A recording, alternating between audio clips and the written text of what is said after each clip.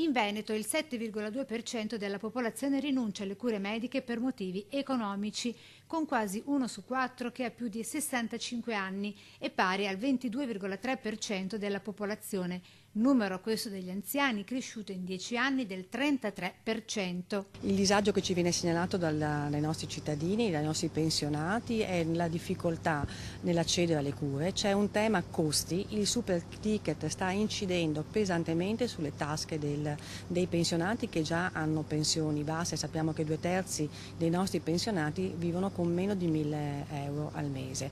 Anziani che rinunciando alle cure diventano malati cronici con un aggravio di costi a carico della collettività che oltretutto vede il Veneto secondo solo alla Lombardia in quanto a spesa per i ticket, con 305 milioni di euro rispetto ai 495 milioni dei cugini lombardi e ai 7,8 milioni della Val d'Aosta, la regione meno cara d'Italia.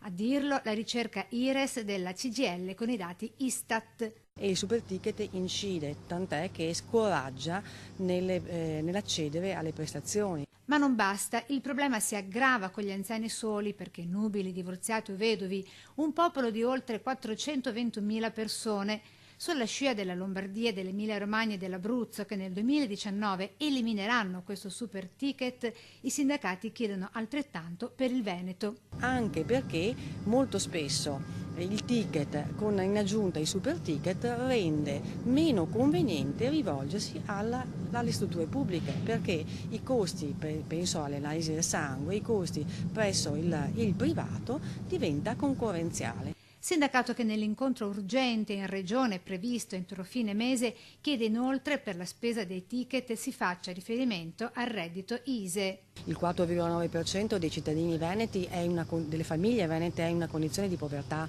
relativa, senza pensare a quelli che sono in povertà assoluta.